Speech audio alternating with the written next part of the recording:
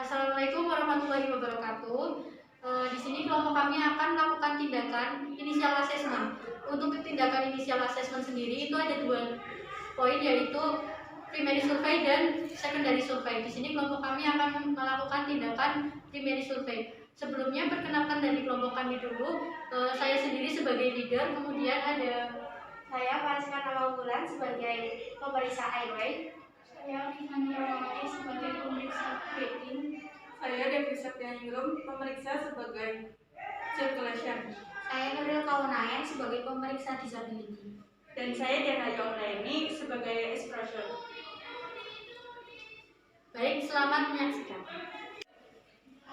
Sebelum melakukan tindakan, kita harus memastikan 3 hal. Untuk yang pertama yaitu aman diri. Pastikan untuk penolong harus menggunakan handscoon untuk melindungi diri sendiri. Kemudian kita harus melakukan tindakan untuk A yang kedua yaitu aman lingkungan, untuk A yang ketiga yaitu aman pasien. Sebelum kita melakukan pemeriksaan primary survey atau A, B, C, D, E, kita harus memeriksa kondisi atau kesadaran pasien. Cek kesadaran bisa menggunakan teknik AFU. Langkah yang pertama yaitu A. Alert. Cek kesadaran pasien, apakah pasien dalam keadaan sadar atau tidak. Jika pasien tidak sadar, maka dilakukan pemeriksaan verbal dengan memanggil nama pasien. Bu.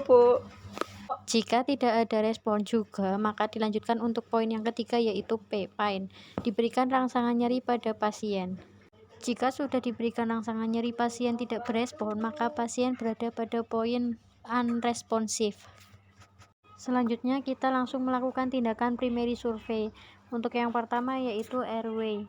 Di sini kita bisa melihat apakah ada sumbatan pada jalan nafas pasien atau tidak. Tetapi sebelum melakukan tindakan tersebut, kita harus memastikan apakah ada fraktur servikal atau tidak pada pasien. Jika terdapat tanda-tanda fraktur pada pasien, maka kita lakukan pemasangan neck collar.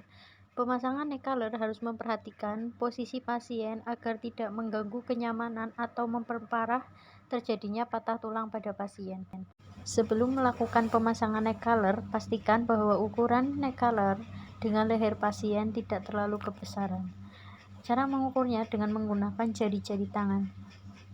Jika ukurannya sudah sesuai, maka lakukan pemasangan pada leher pasien dengan tetap memperhatikan posisi pasien agar tidak banyak berubah.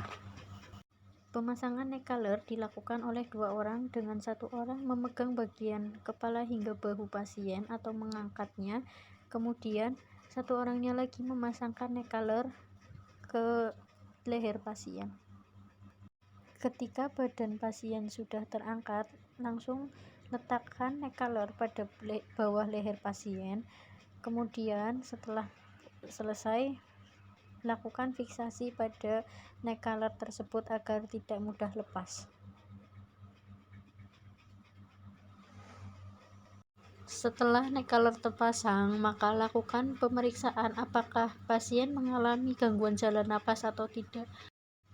Jika pasien mengeluarkan suara snoring atau mengorok, hal itu terjadi karena lidah pasien jatuh ke belakang. Hal ini bisa dilakukan atau diatasi dengan memasangkan mayo atau opa kepada pasien. Sebelumnya kita ukur terlebih dahulu mayo tersebut dari telinga sampai mulut pasien. Ketika sudah diukur dengan baik, masukkan mayo kepada mulut pasien dengan benar. Untuk selanjutnya yaitu kita lakukan pemeriksaan breathing atau pernapasan pasien. Di sini kita lihat apakah pasien mengalami sesak nafas atau tidak. Jika pasien mengalami sesak nafas, maka lakukan pemasangan oksigenasi pada pasien.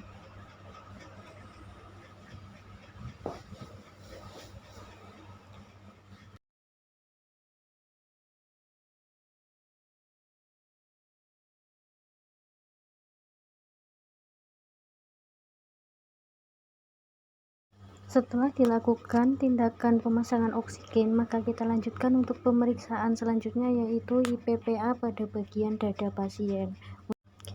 Yang pertama, kita lakukan inspeksi pada dinding dada pasien, tapi sebelumnya kita bebaskan dulu area dinding dada pasien dengan membuka pakaian yang digunakan oleh pasien. Setelah terbuka, lakukan inspeksi pada bagian dinding dada pasien, apakah ada luka atau tidak, kemudian apakah pengembangan dadanya simetris atau tidak. Setelah itu kita lakukan palpasi pada bagian dinding dada pasien untuk melihat apakah ada benjolan atau keadaan abnormal pada dinding dada pasien.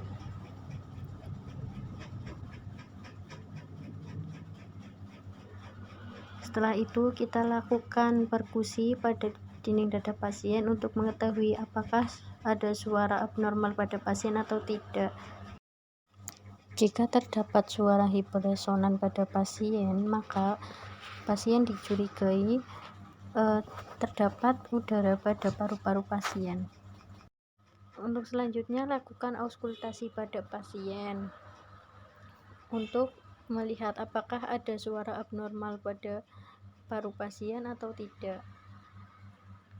Ketika diauskultasi kemudian terdengar suara seperti bergelembung, itu dicurigai adanya cairan atau perdarahan pada paru-paru pasien. Jika terjadi hal tersebut, maka dilakukan tindakan WSD atau torakotomi sito untuk mengeluarkan cairan tersebut. Untuk selanjutnya kita lakukan pemeriksaan sirkulasi dan kontrol perdarahan. Di sini kita bisa melakukan tindakan apakah pasien mengalami shock atau tidak dengan didukung oleh pemeriksaan nadi selama 1 menit. Kita bisa melihat apakah pasien mengalami percepatan nadi atau tidak. Kemudian kita lakukan perabaan pada bagian akral pasien untuk mengetahui apakah akral pasien dalam keadaan dingin atau hangat. Kemudian lakukan kontrol perdarahan. Kita lihat apakah pasien mengalami perdarahan pada tubuhnya atau tidak. Jika pasien mengalami perdarahan pada tubuhnya, maka kita lakukan pemberhentian pendarahan pada bagian yang mengeluarkan darah dengan cara didep menggunakan kasa moist atau kasa yang lembab.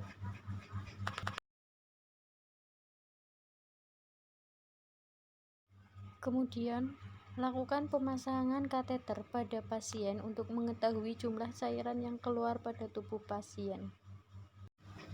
Kemudian lakukan pemeriksaan disability atau kesadaran pasien dengan menggunakan teknik GCS.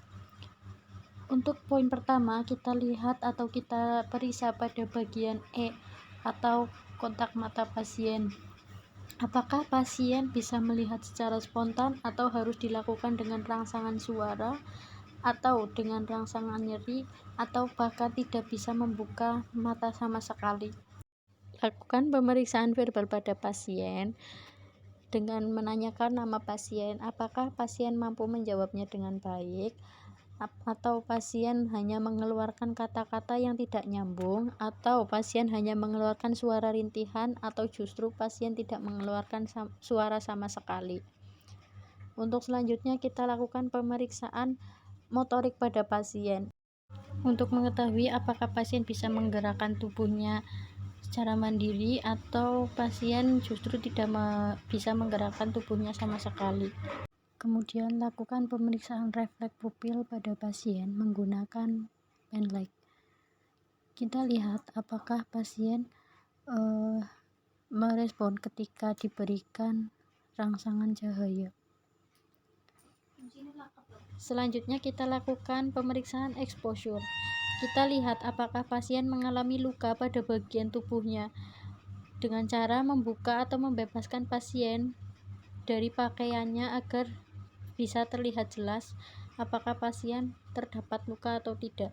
Setelah dibuka bajunya atau pakaiannya, maka selimuti pasien agar tidak terjadi hipotermi pada pasien.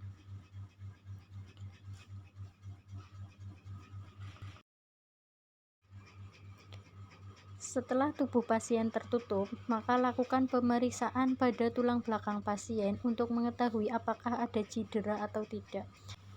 Teknik pemeriksaan ini dilakukan dengan menggunakan log roll dengan jumlah 4 orang. Orang pertama memegangi daerah kepala hingga bahu, orang kedua memegangi bagian lengan atas hingga ke perut pasien, orang ketiga memegangi dengan cara menyilang bagian perut pasien hingga lutut, orang yang keempat memegangi bagian lutut hingga ke mata kaki dengan teknik menyilang juga.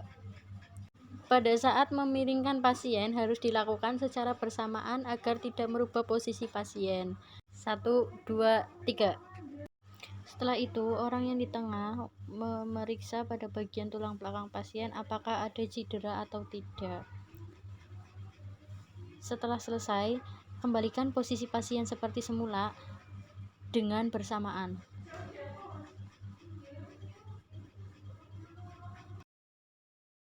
Sekian video dari kelompok kami terkait pemeriksaan initial assessment pada poin primary survey, yaitu airway, breathing, circulation, disability, dan exposure. Terima kasih.